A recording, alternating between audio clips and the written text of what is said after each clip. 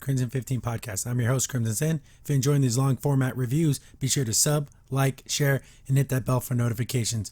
And if you're really awesome, you can join our Discord server, link in description below. So we're up to episode 4 in She-Ra and the Princess of Power, and the silly puns are back. It's called Roll With It because they're doing the Dungeons and Dragons thing because you roll dice, even though in the actual episode they don't ever roll any dice. We're so funny. And man, this episode is bad. It's not as bad as Princess Prom because that was just something else. But this is just, it's all jokes. But the context of the show, it's a serious situation. But all they do is joke and do dumb things and make stupid references to anime. And it's ridiculous. But we open up and there's some a pretty decent shot, a couple of good establishing shots here. You see there's some type of tower, a base that they're being controlled by the Horde. We see they have turrets set up. They look like long range, like artillery cannons. Two cool looking shots. Everything else in the episode looks like garbage, but these look pretty cool. We see Bo, She-Ra, and Glimmer, I guess, trying to infiltrate this base and, take it over. And it's just the three of them because why bring your armies when whatever. They're going around. They're kind of beating people. Glimmer's teleporting around. Bo is shooting his arrows, but then he gets hit by one of the blasts from the turrets. Then he falls off the cliff, and then She-Ra's like, "Oh no, he's dead." I'm like, okay, this is not real. If a character's ever going to die in this show, it's going to be I'm hoping it'll be in a heroic way. But no, it's just them doing their D&D battle plan. The whole episode is this battle plan thing. So they're coming up a way to attack the tower, and then Bo's over dramatic. "Oh no, not little Bo!" And it goes on for way too long, and he's just crying about his dead fake. He died for pretend, and he's upset. It's so stupid. And you see they even have the Dungeon Master screen, and that's okay, if anyone's played Dungeons and Dragons, I haven't played in many years, but I know enough that this is not, it's making fun of Dungeons and Dragons. I know I had a lot of people, because I reacted to this clip when they showed it, and people "Oh, I just thought it was a fun little thing." There's nuance into understanding when someone is laughing at you and when they're laughing with you. Most of this is laughing at you. It's pretty much making fun of the original She-Ra and making fun of people who play Dungeons and Dragons. It's not a loving homage, because they end up not using this thing and just doing whatever the hell they want. So it's just, I just can't believe that. I don't know what they were thinking with this episode. It's so ridiculous. So they're just complaining, and Adore is right. She's every plan we do, it always falls apart, and we have to improvise every time. But that's Glimmer's that's really what we're good at. No, you're going to get people killed. And, Adore is pissed off at everyone because they're not taking anything seriously, because Bo's more worried about his fake little toy that he made of himself than actually coming up with a real plan. Worst character flip from season 1 to season 2. Frosta is number 2 now. Scorpia, my God. They made her a complete idiot. She was in the season 1, she was kind of that goofy older sister, but still a soldier. She was a competent fighter. She's a complete goofball in every sense of the matter. You see all these people running around the base, and she's barking orders. "Hey, you do this. You guy go over and do this." And wow, I can't believe Catra made me. She gave me the responsibility of taking control of this tower, and she's fawning over Catra's approval of her. "I can't believe she believed in me, and I'm going to do such a good job, and she's going to..." It's ridiculous. "Scorpia, you're in charge of the fortress," she said. "Even you can't mess this up," she said. "Even me. She's thinking about me. Should I get her a thank you gift?" She's 100% in lesbians with with Catra. She's in love with Catra. And it's a little psychotic. It's not she respects her and cares about her. No, she's infatuated with her. Very scary. Don't be like this with people. I know it's a lot of people probably, I don't do the fandom thing, but I could just imagine the way people reacted to this. "Oh, it's so cute. It's so funny." No, that's creepy as hell. If someone is this infatuated with you, that's serial killer stuff. But yeah, she's just fawning over this whole situation. And we have Lonnie, and I forgot the lizard guy's name. They say his name like twice. It's something with an R. I'll call him Ronaldo. He's there, and he actually makes a couple noises, like lizard noises. And I'm like, oh crap, he actually can. I don't know if he can talk, but he can at least make a noise like an animal.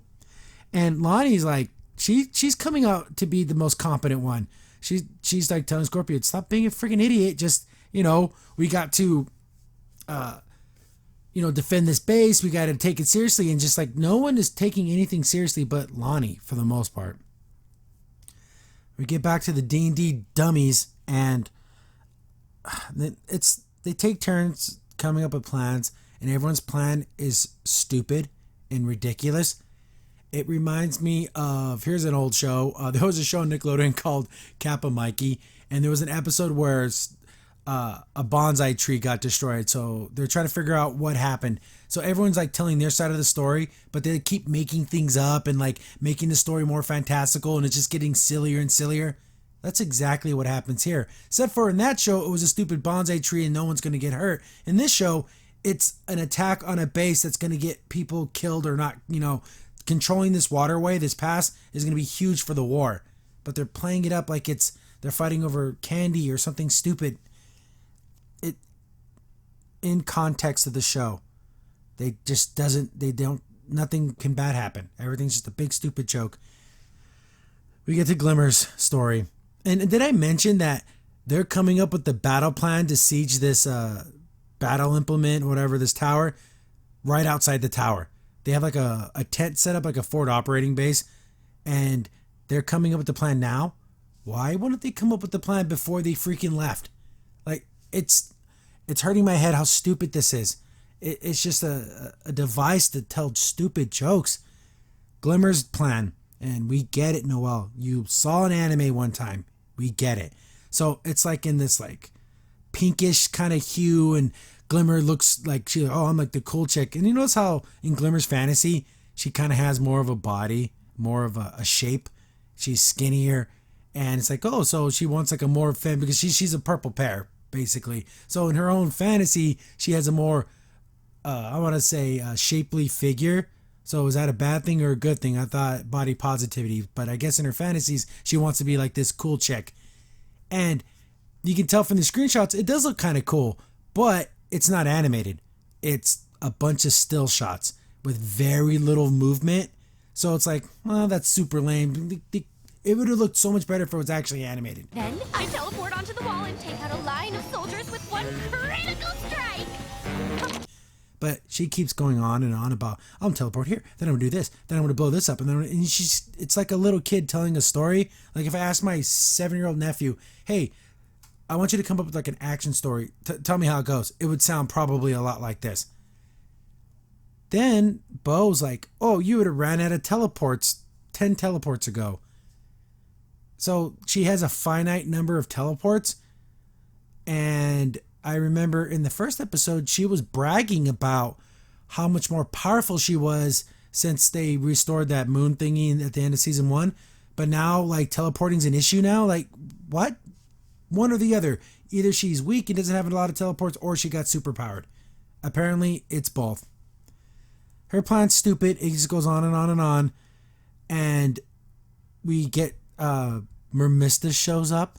And then she's like, hey, what are you guys playing with dolls? And, she's doing her best Raven. It's just the terrible version. And Glimmer's like, you're supposed to be on watch. Oh, look, the tower's still there. Watch complete. Wait a minute, aren't you supposed to be on watch? Oh, look, the fortress is still there, like it was an hour ago. Watch complete. I don't like her. Again, no one is taking this seriously. She's just, for the lack of a better word, she's just being a bitch. And she does it to everybody. She just plops on down and, oh, I want to do this thing too. And she just like butts in on everything. I guess I'm laughing because it's just, I'm having to explain this. That is so stupid. Bo's super into getting everyone a piece for their own character. So all he has is like these two little silly characters. And then she's like, those suck. Mr. grabs Shira. Oh, I'll be Shira.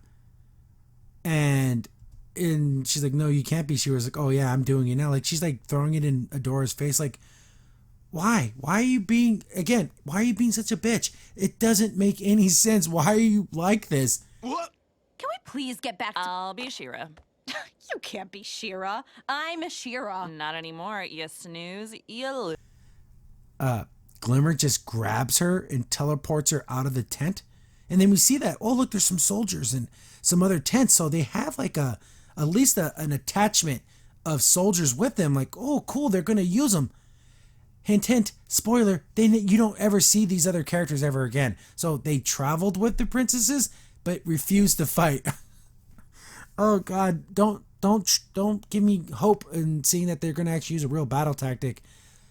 But I guess the teleport like set off an alarm or a sensor or something, because on Lonnie's little data patch you can see that there was like I guess some magic being used. But didn't they just say Glimmer has a finite number of teleports? Why is she wasting it on moving Marmista out of the tent? What are we doing here, guys? We get back to Lonnie and she's like, hey, let Scorpia know that we have a princess problem. So they know they're out there now.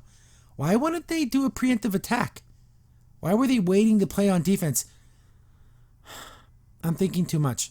The people who wrote this episode were just concerned with the stupid jokes and their anime references, and they didn't actually care about there actually being any type of any real, tactics being used. Glimmer continues her silly plan, and Adora's like, you guys aren't counting for Ketra. She's smart and all thing and powerful, and she's super worried about Ketra. And in Glimmer's little fantasy, Ketra's kind of like this femme fatale, kind of, I want to say, a James Bond looking kind of evil villain, because she has like a cat with an eye patch, and she's wearing like kind of like this evening gown. She looks kind of cool, but it's not animated. There's very little motion, and it's mostly just mouth flaps. It's so freaking cheap. You fell into my trap. I've armed the tower with a bomb, capable of taking out my greatest enemy. You. Do you expect us to just sit here? During their stupid little conversation, I guess Perfuma shows up in the tent. She's like, oh, I cast Plant Attack, but it accidentally eats Bo's little figure. So Bo died in this fantasy too. That's not how Dungeons and Dragons works. That's not how it works. You don't use a physical item and then it grabs no. Stop doing this. You don't know what you're talking about. But I guess Frosty is there too, and they're all like, oh, I heard you guys are playing games and I want to play too. So they all showed up to play a board game while outside an enemy fortress that can attack them at any moment. Let's all play a game. Get back to Scorpia, and I guess there's they have a little spider bot. It looks like a webcam with feet. And she's like, oh, we're going to use this thing and we're going to spy on them. And, she's just trying to impress Scorpia. And it's really stupid. There was even, I think it was earlier on, she was like, oh, I should get Scorpia a present. And you need to find out what her favorite thing is. And I'll get her this really good gift. And she's going to see that we're best and our fates are twined together. And Hey, you guys know Katra. What would she like? I need it to be something that says, thank you, but also, we are soulmates tied together by the beautiful threads of fate. Crazy stalker girlfriend. The alarms are going off. She's gonna... This could easily end with Scorpia killing Katra, then killing herself. That's how obsessed he is with her.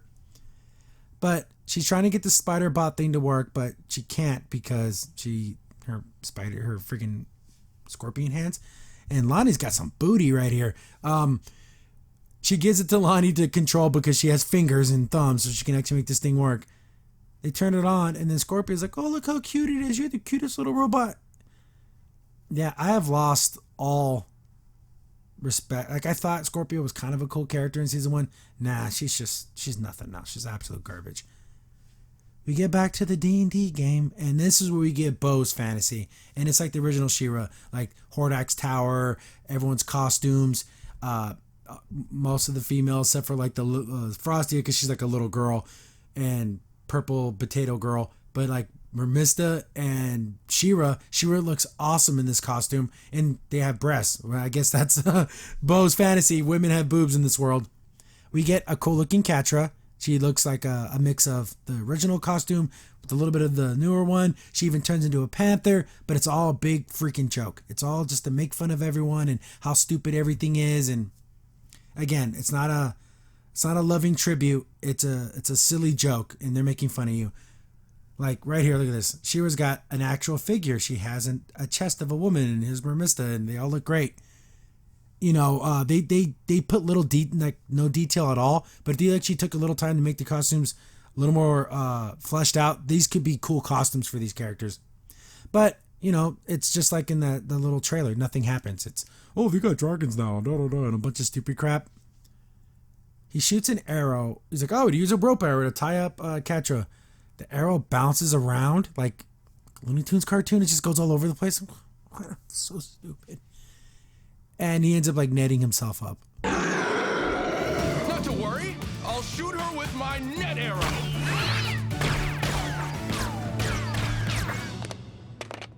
And he's like, oh no, it happened again.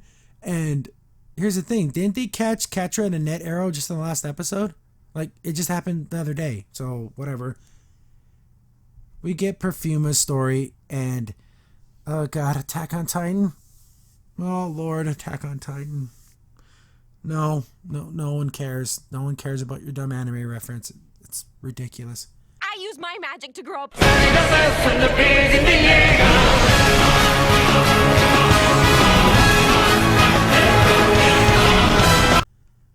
And of course, the Mermista's like, oh, I would use my Sira powers, and I would turn into Sira, and then she has like a transformation sequence and everything, and she's just being stupid, and like she's like, you can't do that. Oh, yeah, I can. I got this new trident, and she's just making stupid crap up.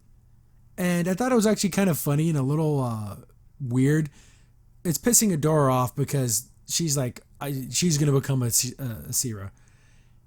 And then she like grabs her by the collar. It's like, geez, I know, Adora, I know this is all stupid and all, but my God, keep your hands to yourself. We get Frosta, and she like is like, oh, I'm the, what did she say? She's not the death of ice, something stupid like that. Some of the winter discontent. I can't remember what it was, but it was really dumb. She's like, again, like this big. See, I remember when I did this original trailer reaction, I'm like, why didn't you show Frosta like in a really crappy little crap ice armor? I'm like, why didn't she have some kind of cool armor, you know, a little bit better? But this is like way over the top, crazy anime, Ronin Warriors, kind of looks like a Gundam kind of armor. That's too much. I wanted something cool, not something ridiculously stupid. There was a scene in Last Airbender where they went to like a shop, and Aang's like, oh, look at all this cool armor I could buy, and it looks all super cool looking, but it's like ridiculously oversized. That's what Frosta did right here. See, in Avatar, they did that to show you, oh, look how stupid that would be to be like this. No, this is actually her actual fantasy. Then she shows like her Dungeons and Dragons page where it has like her defense and attack and magic power, and then a really crappy drawn character. And this is the resume you have to submit. You have to draw at least this well to work on She-Ra. And there's like a little like sparkle kid at the bottom of the page. It's like, oh, that's my sidekick, Glimmer. Then Glimmer starts fighting, like, I'm not one sidekick and everything. It's like, it's a little girl stupid fantasy, Glimmer. What the hell? What the hell are we even talking about? We get a funny little this happens twice already in the series where someone's talking and there's a misunderstanding because the little spider bart finally makes its way there, and it's recording everyone, and everyone's talking about all their dumb plans, like, oh, my giant grass golem, and oh, the winter of ice, I'll give them frostbite, and everyone's like, they're talking about all these powers that they don't have, and Scorpia is all, oh no, they're gonna do all this stuff, and she goes into like a black void of despair. They're gonna give us frostbite, then attack us with a plant golem and a woman named Sira, and Bo's got a trident of power? Who knows what that does? Oh, we're doomed! Is it funny? But everything up to this point, this joke could have been kind of funny if it wasn't for everything else that was unbelievably stupid. But Lonnie, not being mentally disabled, she's like, no, this is just a plan. They can't do any of these things. And I guess during Dungeons and Dragons games, people spill soda. Mermista opens up like an orange crushed soda, and it splouts up in the air and it lands on the robot and breaks it. That's how they got rid of the robot? A soda spill? Stupid. It breaks, so they don't know if this plan's real or not. Of course, Lonnie knows it's not real because it's unusable. We get back to everyone basically yelling out all their stupid plans. Everyone's talking at once. But then Adora's trying to get control of the situation. And she's like, guys, there's Catra. Then everyone has like their own version of Catra. Like Perfuma sees her like a little like cartoony, like a 5-year-old drawing of her. Then Frosty has her like like in her the prom uniform. Oh, I ruined parties, and she has like a drink in her hand, like she's drunk. Like even the look on her face, yeah, that's like a drunk guy. Then you get Bo's version of her, and then they all show up like, oh, it's a bunch of good looking Gru here, and this is beyond dumb. Like if Adora wouldn't have stopped them, what would have stopped them? Would they have kept going? Like a bunch of 5-year-olds hyped up on Red Bull and sugar? What is this? Adora stops everyone, and then she kind of lays down the law here. She kind of says something completely right. This is the best part of the episode. She's like, guys, these plans aren't going to work. We need it. The only problem is she wants a perfect plan, but no plan survives first contact. But it's never a bad idea to have at least some type of battle plan. She's like, if this plan isn't perfect, this is what's going to happen. You guys are going to go over there. You're going to get attacked. Perfuma and Mermista are going to get overrun. They're going to try to save Bo. But you guys are going to get captured. You're all going to die. And it's all going to be my fault. And she's, obviously upset about it because instead of at least trying to come up with a plan, you guys are having fun time. And she gets super upset and everything. And good part of the episode over. So go back to terribleness. Glimmer's all, oh, I got captured by the Horde. They took my powers away, and I survived. We survived. We saved each other. We'll fight them and we'll win because that's what we do. And so they just basically, this whole idea of having a plan, forget it. We'll just improvise. So this whole episode was an effing waste because they just go into just improvise mode. She becomes She-Ra, and they start the attack. And she did use her Gollum thing, and again, Attack on Titan. So it's ridiculous. Climbs the top of the thing and just starts on the. People just start running away. They don't even fight it. They start to shoot it, and Frosta jumps up, freezes the cannons, and she just freezes in seconds. Like, they just freeze over. Like, she doesn't have to like shoot a sustained blast at them. No, it's instantaneous. Frosta's freaking OP as hell. She has her silly costume. Like, the armor's just literally her head in an ice cube. She's beating up some bots. Then Mermista gives her some extra water to make more ice. But she, as we saw when she froze the guns, she doesn't need that.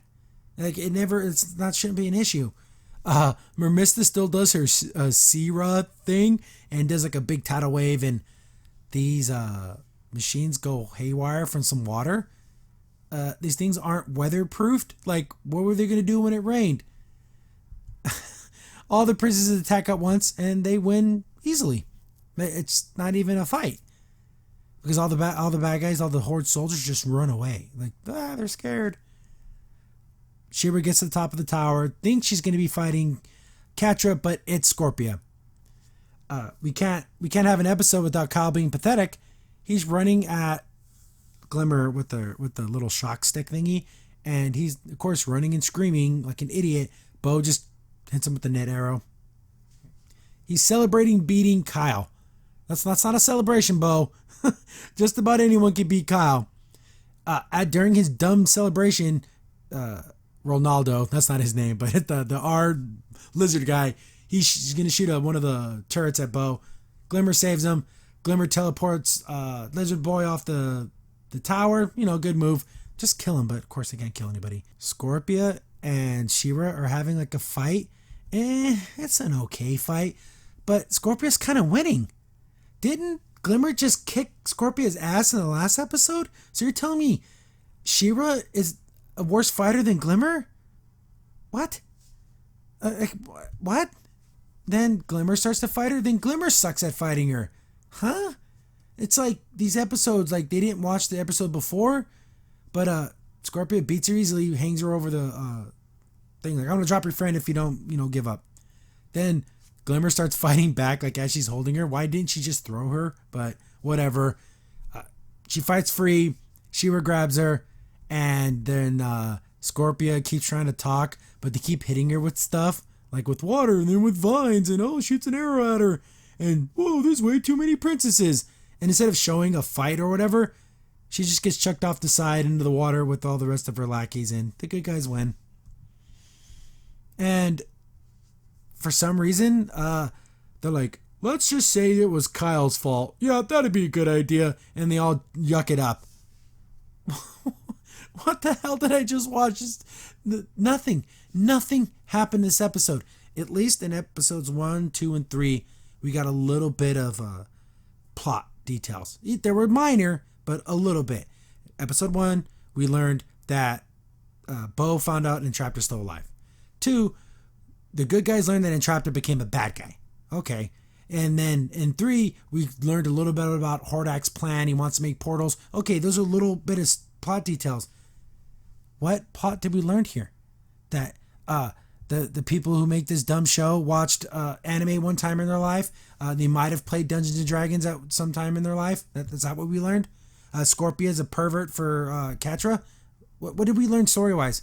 Nothing. This was an absolute waste of an episode. I guess if you just want to laugh at incredibly stupid crap, there might be some value here, but you can literally skip it because nothing comes from it. Again, not on the level of Princess Prom, because that literally pissed me off to the point where I didn't review the episode, I just yelled at it. This one, it's just bad all around. I'm trying to think. Lonnie was decent, but at least she was smart and her attitude was warranted. Everything else, I can't think of anything else that was any good. Scorpio went down big time. She's just that weird pervy older lady who's perving after a 15-year-old. It's kind of gross. But yeah, we're halfway over. We're over halfway over. We only got 3 more episodes, and it feels kind of weird to say that because I'm trying to think what's going to happen in 3 episodes of any importance if they're going to just throw away episodes like this. But yeah, season 2 is shaping up to be pretty bad. We've had 3 bad episodes and 1 horrific episode. So yeah, we're batting a 0 right now, and I doubt that's going to change. There's going to be no home run at the end of this. But man, oh man, see you tomorrow for the next one. Crimson Saint here. Thanks for watching the video. If you're enjoying the content, be sure to sub, like, share, and hit the bell for notifications so you don't miss a single upload. If you have any tips or story ideas, hit us up on Twitter at C15Podcast, or better yet, join our Discord server, link in the description below.